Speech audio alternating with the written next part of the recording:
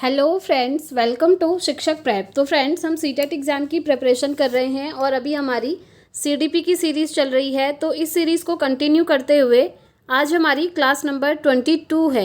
इससे पहले की सारी क्लासेस आपकी हो चुकी हैं 21 क्लासेस। उन्हें आप ज़रूर देखिएगा फ्रेंड्स, क्योंकि वहाँ से आपकी अंडरस्टैंडिंग काफ़ी बेहतर होगी।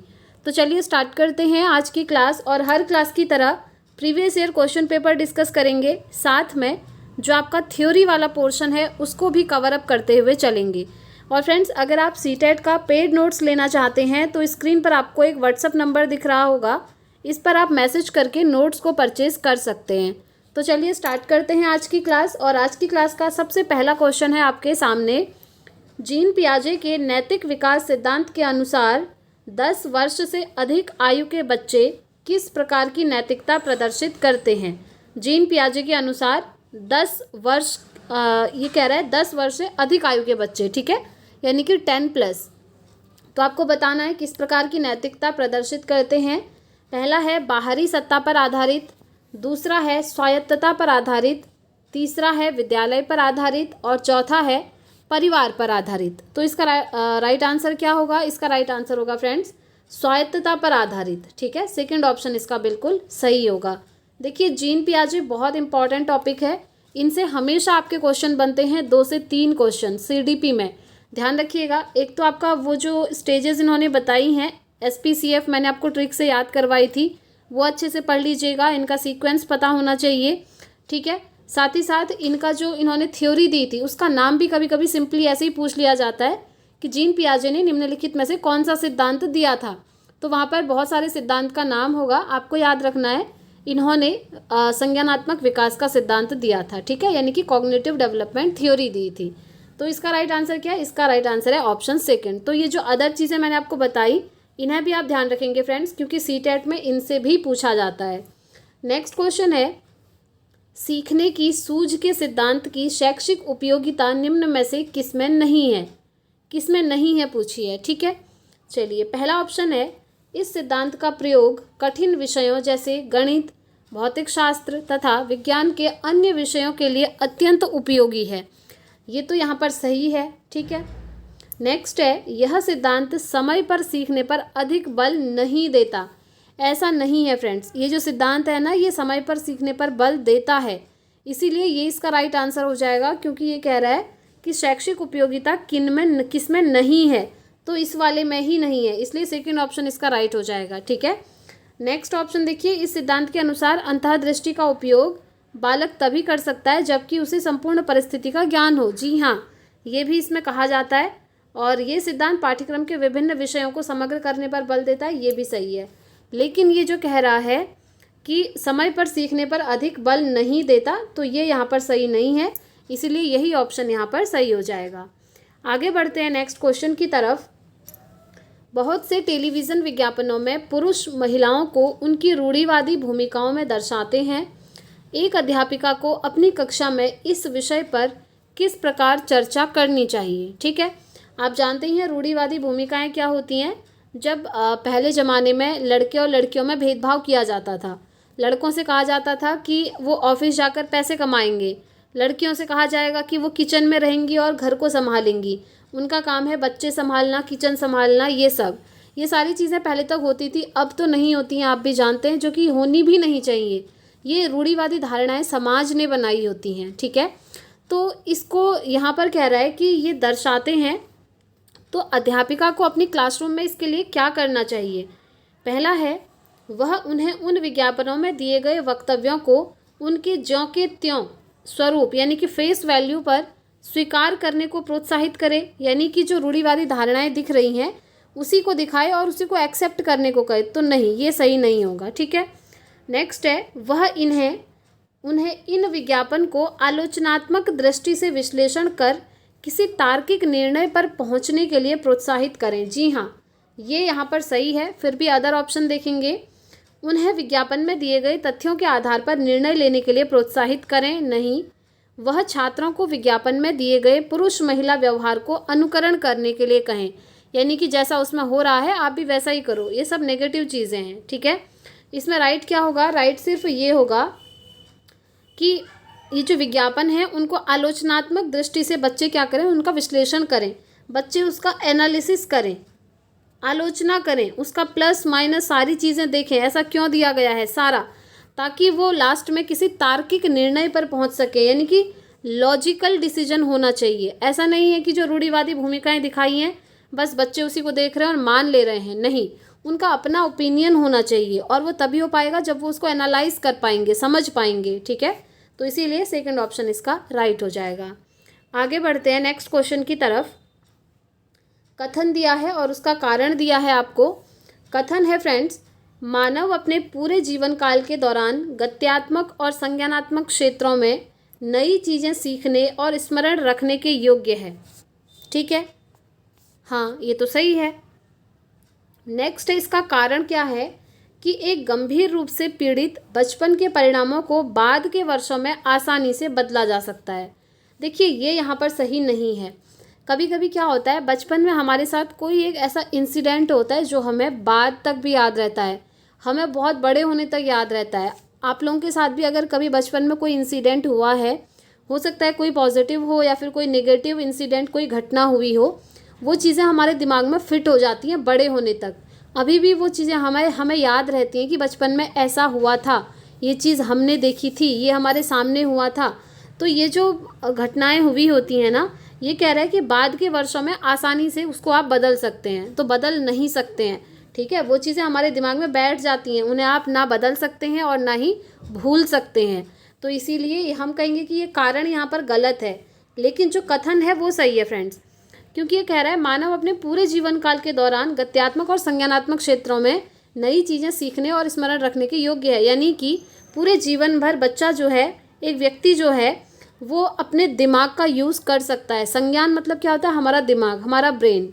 तो दिमाग से रिलेटेड एक्टिविटीज़ वो कर सकता है, गत्यात्मक एक्टिविटीज़ कर सकता है, फिजिकल एक्टिविटीज़। ठीक है, और इन चीज़ों को वो याद भी रख सकता है। तो इसीलिए कथन इसका सही है, लेकिन इसका कारण यहाँ पर गलत है फ्रेंड्स। तो हम ऑप्शन ऐसा देखेंगे जहाँ पर हो कि ए सही है और आर गलत है। पहला है ए और आर दोनों सही हैं, नहीं है। ए और आर दोनों सही हैं, नहीं।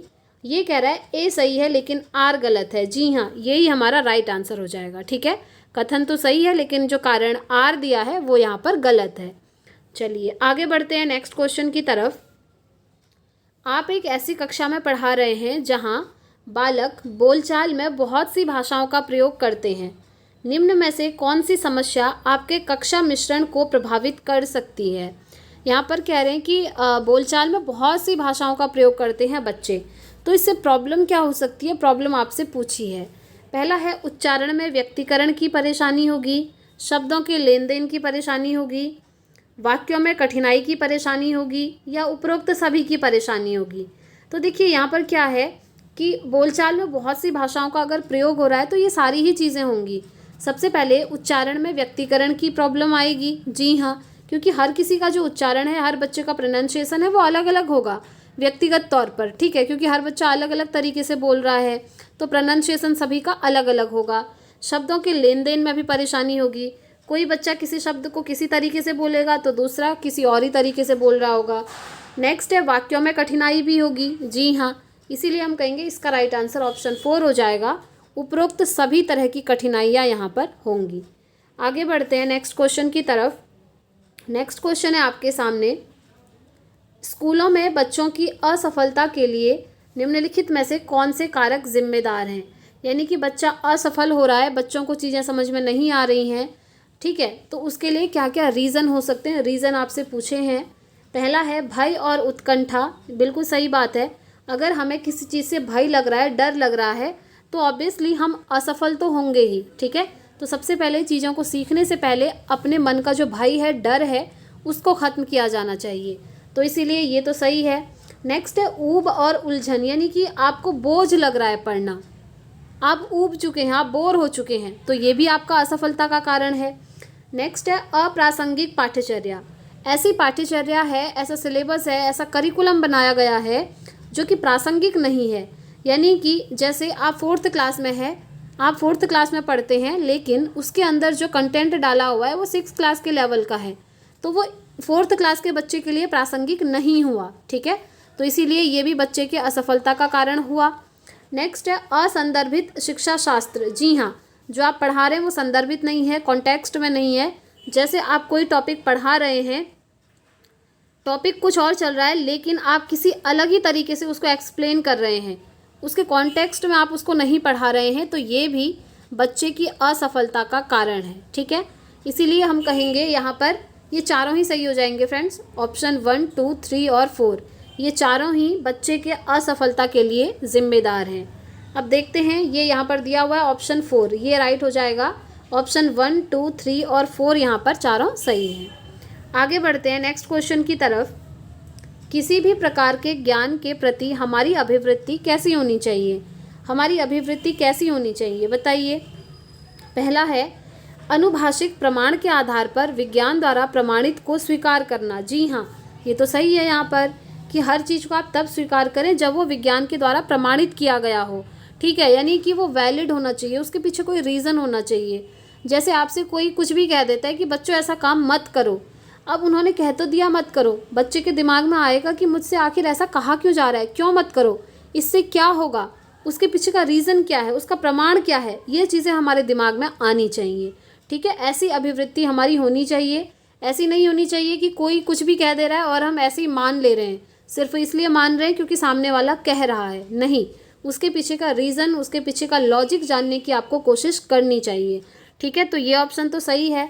नेक्स्ट ऑप्शन में दिया हुआ है उन्नति के क्षेत्र में विश्वास को अपनाना। जी नहीं, सबसे ज़्यादा इम्पॉर्टेंट है कि विज्ञान द्वारा जो प्रमाणित है उसको आप स्वीकार करिए। अंतिम सत्य को स्वीकार करना, उपरोक्त में से कोई नहीं, ऐसा कुछ नहीं है। आपको क्या करना है कि विज्ञान द्वारा जो प्रमाणित चीज़ें हैं, जिस चीज़ का आपके पास प्रूफ है, जिसका रीज़न आपको पता है, उसके पीछे का लॉजिक आपको पता है, तो उसी चीज़ को आपने सत्य मानना है। ठीक है, तो फर्स्ट ऑप्शन इसका राइट हो जाएगा। आगे बढ़ते हैं फ्रेंड्स नेक्स्ट क्वेश्चन की तरफ। सीखने के आकलन के बजाय सीखने के लिए आकलन पर ध्यान केंद्रित करना सुनिश्चित करने के लिए इसमें क्या शामिल करना महत्वपूर्ण है? बताइए, क्या शामिल करना महत्वपूर्ण है? पहला है स्वमूल्यांकन, दूसरा है सहकर्मी मूल्यांकन, तीसरा है गुणात्मक प्रतिक्रिया और चौथा है मात्रात्मक मापदंडों के आधार पर छात्रों के बीच में तुलना करना। आपको याद होगा ये जो तुलना वर्ड है, मैंने आपको हमेशा बताया है कि ये सही नहीं होता है फ्रेंड्स। ठीक है, कभी भी बच्चों के बीच में तुलना नहीं करनी चाहिए, एक दूसरे को कंपेयर नहीं करना चाहिए। ऐसे क्या होता है ना, अगर आप दो बच्चों को कंपेयर करने लगे और आपको एक बच्चा अच्छा लगने लगा, आप उसकी तारीफ़ें कर रहे हैं, और दूसरा बच्चा वो आपको अच्छा नहीं लग रहा है और आप उसको डिमोटिवेट कर रहे हैं, तो ये अच्छी बात नहीं होती है। तो कभी भी मात्रात्मक मापदंडों के आधार पर छात्रों की तुलना नहीं करनी चाहिए। जैसे आज आपने टेस्ट लिया, 20 मार्क्स का टेस्ट लिया, एक बच्चे के आ गए 19 मार्क्स, ठीक है, और वहीं एक बच्चे के आ गए यहाँ पर 7 मार्क्स। अब आप क्या कर रहे हैं, इन दोनों में तुलना कर रहे हैं, और जिस बच्चे के 19 आए हैं उसे तो आप बोल रहे हैं वेरी गुड बेटा, उसे अप्रिशिएट कर रहे हैं। ठीक है, आपने बहुत अच्छा काम किया है, आप आगे जाकर कुछ करेंगे, उसकी अच्छाई कर रहे हैं, उसकी तारीफ़ें कर रहे हैं। वहीं आप दूसरे बच्चे को बोलें कि आपको कुछ नहीं आता है, देखो आप 7 ही नंबर लाए हो, आप क्या करोगे लाइफ में, आपके बस का कुछ नहीं है। इस तरह की जो बातें होती हैं वो कभी नहीं करनी चाहिए। ऐसी तुलना और ऐसा डीमोटिवेशन कभी भी बच्चों के मन में नहीं डालना चाहिए। ठीक है, और ये चीज़ मैंने आपको हमेशा बोली है। तो जहाँ भी आपको तुलना दिखता है और मात्रात्मक मापदंड दिखते हैं तो ये हमेशा नेगेटिव चीज़ होती है फ्रेंड्स, ऐसा नहीं करना चाहिए। तो ये ऑप्शन तो यहाँ से सीधे ही हमारा एलिमिनेट हो जाता है। अदर ऑप्शंस को देखेंगे, एक बार क्वेश्चन रिपीट करती हूँ, देखिए, सीखने के आकलन के बजाय सीखने के लिए आकलन, ठीक है, असेसमेंट फॉर लर्निंग पर ध्यान केंद्रित करना सुनिश्चित करने के लिए क्या शामिल करना महत्वपूर्ण है? जी हाँ, इसमें क्या क्या शामिल करना है? सबसे पहले स्वमूल्यांकन शामिल करना है, यानी कि सेल्फ असेसमेंट, बच्चा खुद से खुद का असेसमेंट कर पाए। जैसे आज आपने कुछ टेस्ट लिया, उसके बाद आप बच्चे को मौका दो कि वो खुद का असेसमेंट, खुद को आकलन कर सके, खुद का मूल्यांकन खुद से कर सके, सेल्फ असेसमेंट। कभी कभी ऐसा होता है स्कूल में, जब यूनिट टेस्ट वगैरह होते हैं तो टीचर बच्चों से कहते हैं कि आप एक बार खुद से अपनी कॉपी चेक करो, आपने क्या लिखा है। अगर आप मेरी जगह टीचर होते तो आप इसमें खुद को कितना नंबर देते, आप खुद से एक बार चेक करो। इस तरह से बच्चों से कहते हैं ना, तो वही होता है सेल्फ असेसमेंट। इसके लिए बच्चों को मौका देना चाहिए। नेक्स्ट है सहकर्मी मूल्यांकन। सहकर्मी मूल्यांकन मतलब होता है फ्रेंड्स, आपके जो दोस्त हैं, जो क्लासमेट्स हैं, आपकी क्लास में पढ़ते हैं, तो जो क्लासरूम में पढ़ने वाले बच्चे हैं वो एक दूसरे की नोटबुक चेक करेंगे, ठीक है, एक दूसरे का मूल्यांकन करेंगे कि वो पढ़ाई में आपको कैसा लगता है। दूसरे से पूछा जाएगा कि आपको वो कैसा लगता है, या फिर जैसे टेस्ट वगैरह लिया तो जो नोटबुक होती है टेस्ट की उनको एक्सचेंज कर देते हैं। जैसे एक बच्चा है राहुल, उसकी कॉपी मोहन को दे दी गई, मोहन की कॉपी कविता को दे दी गई, कविता की कॉपी सरिता को दे दी गई। इस तरीके से जो नोटबुक है उनका एक्सचेंज होता है, ताकि बच्चे एक दूसरे का देख सकें कि उन्होंने क्या लिखा है, उन्हें कितना आता है, उनका लेवल कहाँ है। तो ये सारी चीज़ें, ठीक है, ये अच्छी मानी जाती हैं। इससे क्या होता है कि जो क्लासरूम में बच्चे हैं एक दूसरे के फ्रेंड भी बनने लगते हैं और सभी के मन में सहयोग की भावना आती है, ठीक है, एक दूसरे की हेल्प करके वो पढ़ाई करते हैं। जैसे एक क्वेश्चन दे दिया टीचर ने, अब 2 बच्चों को आ रहा है लेकिन 2 बच्चों को नहीं आ रहा है, तो जिन 2 बच्चों को आ रहा है ना, बाद में क्लासरूम के बाद वो जो है अदर बच्चों को भी बताते हैं कि देखो टीचर ने ये दिया था ना, मुझे इसका आंसर आ रहा था, मैं आप लोगों को भी समझा देती हूँ या समझा देता हूँ, इसका आंसर ऐसे होता है। तो इस तरीके से बच्चे ग्रुप एक्टिविटीज़ भी करते हैं, ग्रुप स्टडी भी करते हैं, ठीक है। ये सिर्फ स्टडी में ही नहीं बल्कि एक्टिविटीज़, स्पोर्ट्स वगैरह जितने भी कॉम्पिटिशन होते हैं, जैसे डिबेट कॉम्पिटिशन वगैरह होते हैं, तो सभी में ये हेल्पफुल होता है। तो इसीलिए ये जो सहकर्मी मूल्यांकन है इसे अच्छा माना जाता है। गुणात्मक प्रतिक्रिया भी आपकी बिल्कुल सही है, ठीक है। इसीलिए फर्स्ट, सेकंड और थर्ड ऑप्शन यहाँ पर सही हो जाएगा, जो कि हमको दिख रहा है ऑप्शन 2 में, ठीक है। ऑप्शन 2 में आप लोग देख पा रहे होंगे यहाँ पर दिया हुआ है first, second and third option, तो ये यहाँ पर बिल्कुल राइट हो जाएगा। आगे बढ़ते हैं नेक्स्ट क्वेश्चन की तरफ। प्रश्नोत्तर विधि में यह विचारणीय है कि प्रश्नोत्तर विधि, पहला है पाठ्यपुस्तक के शब्दों एवं वाक्यों का प्रयोग किया जाए। क्या ये प्रश्नोत्तर विधि है? बताइए। हमें तो नहीं लगता। नेक्स्ट है छात्रों को प्रश्न के उत्तर देने के लिए तैयार होने को कहा जाए। नेक्स्ट है छात्रों को प्रश्न के उत्तर स्वयं सोचकर देने को कहा जाए। और चौथा है छात्रों के स्वैच्छिक उत्तरों पर आश्रित रहा जाए। तो देखिए इसमें सबसे बेस्ट है प्रश्नोत्तर विधि में कि आप बच्चों से प्रश्न पूछिए और बच्चों से कहिए कि बच्चों इन प्रश्न का उत्तर आप लोग एक बार खुद से सोचकर देने की कोशिश कीजिए। बच्चों को अपॉर्चुनिटी देनी है, मौके देने हैं कि बच्चे जो हैं क्वेश्चन का सॉल्यूशन खुद से सोचकर निकालें, ठीक है। तो इसीलिए थर्ड ऑप्शन यहाँ पर बिल्कुल सही हो जाएगा। आगे बढ़ते हैं नेक्स्ट क्वेश्चन की तरफ। संचार के लिए बहुमाध्यम के उपयोग से निम्नलिखित में से किसके समावेशन में मदद मिलेगी? पहला है बौद्धिक चुनौतियों वाले छात्र, दूसरा है प्रतिभाशाली छात्र, तीसरा है स्वलीनता वाले छात्र और चौथा है पठन वैकल्य वाले छात्र। अब देखिए यहाँ पर संचार के लिए बहुमाध्यम के उपयोग से किसके समावेशन में मदद मिलेगी? इन सभी के समावेशन में मदद मिलेगी फ्रेंड्स। बौद्धिक चुनौती वाले बच्चे, प्रतिभाशाली बच्चे जो एक्स्ट्रा ऑर्डिनरी होते हैं, स्वलीनता वाले बच्चे जिनमें ऑटिज्म होता है, जो बच्चे जो हैं और समाज में जाना पसंद नहीं करते हैं, लोगों के साथ कम्युनिकेट नहीं करना चाहते हैं, वो होते हैं स्वलीनता वाले बच्चे। पठन वैकल्य वाले बच्चे, जिन बच्चों को पढ़ने में प्रॉब्लम आती है, तो इन सभी बच्चों का समावेशन यहाँ पर पॉसिबल हो जाता है। तो इसीलिए हम कहेंगे इसका राइट आंसर क्या होगा? ऑप्शन 4 होगा, जिसमें दिया है कि 1, 2, 3, 4 चारों ऑप्शन यहाँ पर बिल्कुल सही हैं, ठीक है। आगे बढ़ते हैं नेक्स्ट क्वेश्चन की तरफ। एक 5 साल की बच्ची को उसकी शिक्षिका ने 5 छोटे पत्थर दिए। बच्ची ने उन पत्थरों को अलग अलग प्रकार से लगाया, एक छोटी लाइन, एक बड़ी लाइन और एक वृत्त। फिर उसने उन पत्थरों को बार बार गिना। तो जीन पियाजे के अनुसार यह बच्ची निम्न में से किस संज्ञानात्मक स्कीमा को ग्रहण करने की कोशिश कर रही है? तो देखिए जीन पियाजे से फिर से आपसे क्वेश्चन पूछ लिया गया है। पहला है क्रमबद्धीकरण कर रही है, दूसरा है संक्रमण अनुमिति कर रही है, सांकेतिक मापदंड कर रही है या संख्या का संरक्षण कर रही है? बताइए। सीधी सी बात है, यहाँ पर देखिए 5 छोटे पत्थर दिए हैं, वो क्या कर रही है? लाइन बना रही है, एक बड़ी और एक छोटी और एक वृत्त बना रही है। फिर क्या कर रही है? उन पत्थरों को बार बार गिन रही है। तो देखिए यहाँ पर क्या लिखा है? उन पत्थरों को बाद में वो गिन रही है, तो वो जो संख्याएं हैं उनका क्या कर रही है? संरक्षण कर रही है, ठीक है। पहले एक छोटी लाइन बनाई, फिर बड़ी लाइन बनाई, फिर एक वृत्त बनाया और लास्ट में उन पत्थरों को वो गिन रही है, काउंट कर रही है। दैट मीन्स वो क्या कर रही है? संख्या का संरक्षण कर रही है, ठीक है। इसीलिए 4th ऑप्शन यहाँ पर सही हो जाएगा। आगे बढ़ते हैं। देखिए क्रमबद्धीकरण भी यहाँ पर हो सकता था, लेकिन क्रमबद्धीकरण तब होता जब इसने लिखा होता कि एक पहले एक छोटा रख रही है, फिर थोड़ा बड़ा, थोड़ा बड़ा, थोड़ा बड़ा, इस तरीके से क्रम में रख रही है। अगर ऐसा लिखा होता क्वेश्चन में तो ये क्रमबद्धीकरण हो जाता, लेकिन वो ऐसा नहीं कर रही है। वो बस एक छोटी लाइन बना रही है, एक बड़ी लाइन और एक वृत्त भी बना रही है।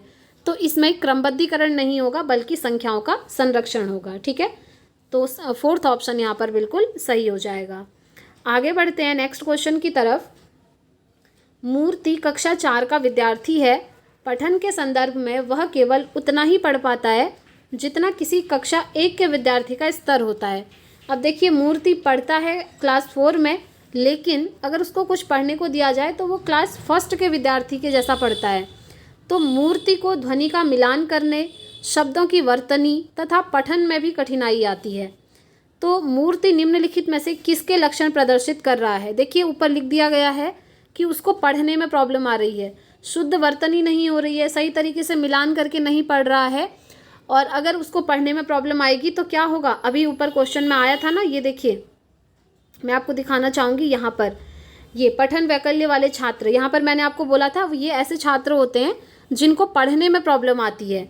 तो बस इसी क्वेश्चन को यहाँ पर घुमा करके पूछ दिया गया है कि बच्चे को पढ़ने में कठिनाई आ रही है, शब्दों की वर्तनी और सही तरीके से वो मिला नहीं पा रहा है, ध्वनि सही नहीं आ रही है। तो देखिए, गति समन्वय नहीं होगा, गुणज वैकल्य नहीं होगा, ये होगा आपका पठन वैकल्य। ठीक है, क्योंकि बच्चे को पढ़ने में प्रॉब्लम आ रही है। लेखन वैकल्य कब होगा? जब बच्चे को लिखने में प्रॉब्लम आएगी। ऐसे ही आपका गुणज वैकल्य कब होगा? जब बच्चे को मैथ्स में कैलकुलेशन करने में प्रॉब्लम आएगी। ठीक है, सारे फैक्टर्स याद रखेंगे। आगे बढ़ते हैं नेक्स्ट क्वेश्चन की तरफ। बुद्धि लब्धि ज्ञात करने का सूत्र है। ये क्वेश्चन प्रीवियस वीडियो में भी आया था। ये जो बुद्धि लब्धि है इसको हम क्या कहते हैं? IQ कहते हैं, इंटेलिजेंस कोशेंट। तो इसका फॉर्मूला वहाँ पर मैंने आपको बताया भी था। फॉर्मूला क्या बताया था?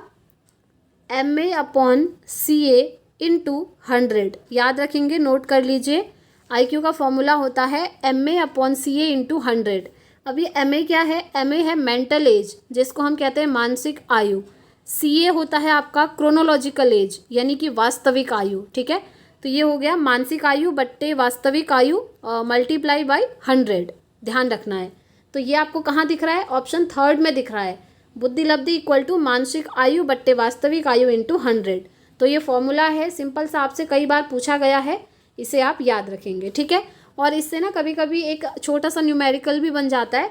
आपको दे देंगे कि किसी बच्चे की मेंटल एज इतनी है और उसकी जो ये क्रोनोलॉजिकल एज है, वास्तविक आयु है, ये इतनी है। तो बताइए इसका IQ लेवल क्या होगा? तो आपको बस इसी फॉर्मूले में रख करके आंसर निकालना होता है। ठीक है, बहुत ईजी सा क्वेश्चन आता है, छोटा सा, बस आपको ये फॉर्मूला याद रहना चाहिए, क्वेश्चन बन जाता है। नेक्स्ट क्वेश्चन है अभिकथन और तर्क वाला। अभिकथन दिया है आपको, एक शिक्षिका अपनी 6ठी कक्षा के विद्यार्थियों के साथ सार्थक कक्षा चर्चा करने के लिए मानदंडों और नियमों पर चर्चा करती हैं। ठीक है, तर्क है, शिक्षकों को हमेशा कक्षा में नियंत्रण रखना चाहिए और विद्यार्थियों से परामर्श किए बिना कक्षा के नियमों को निर्देशित कर देना चाहिए।